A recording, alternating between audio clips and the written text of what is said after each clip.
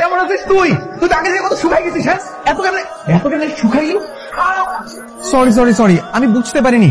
আমি তো ভেবেছিলাম তমা ভেবে ভুলে আপনাকে ধরে ফেলছি। মনে করিনি, বরং আপনি যদি কিছু মনে না করেন আমাকে কি আরেকবার কোলে নিতে পারেন?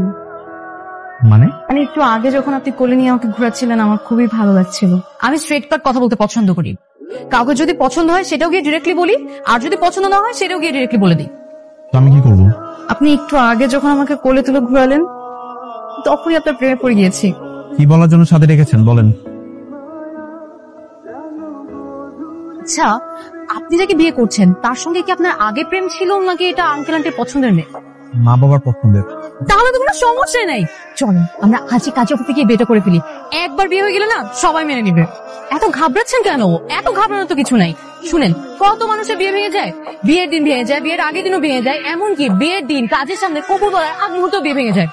প্লিজ আকাশ, আমাকে বিয়েটা করেন। আমি আপনার মতো নির্লজ্জ মেয়ে আর একটাও দেখি নাই। আমার বিয়ের সবকিছু ঠিকঠাক হয়ে আছে, আপনি এখন কোত্থেকে আসছেন? আমি বলি কি আন্টি, বিয়েটা ক্যান্সেল করে দেন। আকাশের সাথে বিয়েটা ক্যান্সেল করে আমার সাথে দিয়ে দেন। কেন বিয়ে ক্যান্সেল করে দিবে? আর আকাশের সাথে তোমাকে কেন দিয়ে দিবে? আকাশ আর আমি দুজনকে অনেক পছন্দ করি।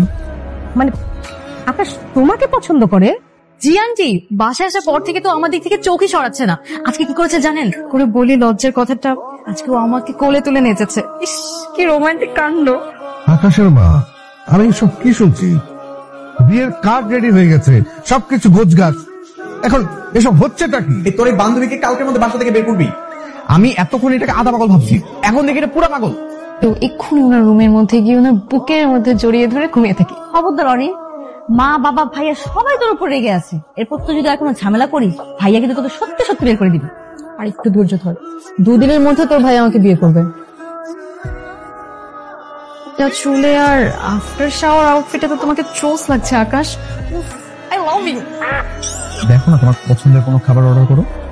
আকাশ, একটু সাইডে আসো না, কথা আছে। সাইডে কেন যেতে হবে? যা বলার এখানে বলো।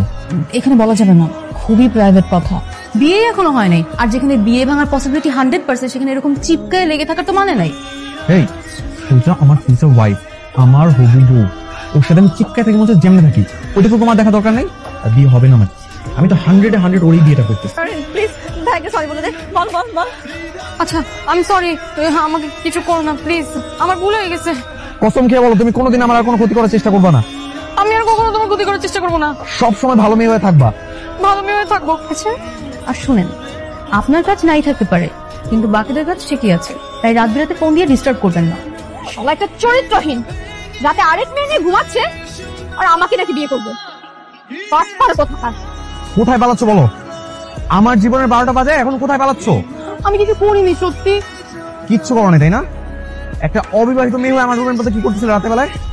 মা, এত সুন্দর করে কথা বলে কি হবে? দুইটা কড়া কথা শুনে বাসা থেকে বের করে দাও না। বলো মা, তুমি যে সমস্যার সৃষ্টি করেছো সেটা অনেক অনুরোধ করে সমাধান করেছি। তাছাড়া বিনা কারণে কেন তুমি সমস্যার সৃষ্টি করতে যাবে? তুমি এই বাড়িতে আসার পর থেকে আমি বারবার তোমাকে সাবধান করেছি, শুনেছো? একটিবারও শোনোনি। ব্যাপারটা নিজের হলে ভাবতাম না, কিন্তু অনেক তো, তাই খুব ভয় পাচ্ছি। কি হয়েছে সেটা তো বলবি। ভাইয়া, কোনোভাবেই কি অরিনকে বিয়ে করা সম্ভব না? ভাইয়া জানিস, অরিন অনেক ভালো একটা মেয়ে। ও কোনোদিন কারোর সাথে প্রেম করেনি, সবসময় একটা ভালো ছেলের জন্য অপেক্ষা করেছে। যখন একটা ভালো ছেলে পাবে ডিরেক্ট বিয়ে করে ফেলবে। আর আসতে হবে না, স্যারের মেয়ে তার বয়ফ্রেন্ডের সাথে পলাই চলে গেছে। মেয়ে তার পছন্দের ছেলের সাথে পালিয়েছে, এ বিয়ে হবে না আমাদের সাথে। বাবা, আমি যা বলি শুধু আমার কথার সাথে প্রাণ মিলে অসাধারণ মারো। বাবা, আমি ভাবছি আমি এই বিয়েটা করবো না। আমি বিয়ে করলে বি থেকে না, অরিনকেই করবো। মা, তোমাদের কোনো আপত্তি নেই তো? না না না, কেন কিসের আপত্তি? আর কোনো আপত্তি নেই। অরিন তো দেখতে খুবই সুন্দর, ভালো মেয়ে। আর তাছাড়া অরিন তো তোকে খুবই পছন্দ করে। অবশেষে তোমার আর আমার বিয়েটা হলো। কেন জানি না আমার সবসময় মনে হতো যে একদিন আমি তোমাকে পাবোই, অবশেষে পেলাম। তোমার মতো এরকম কনফিডেন্স সবারই থাকা উচিত, তবেই না সফলতা আসে বলো। দূরে দাঁড়িয়ে কথা বলবে, কাছে আসবে না? নাকি বউয়ের কাছে আসতে লজ্জা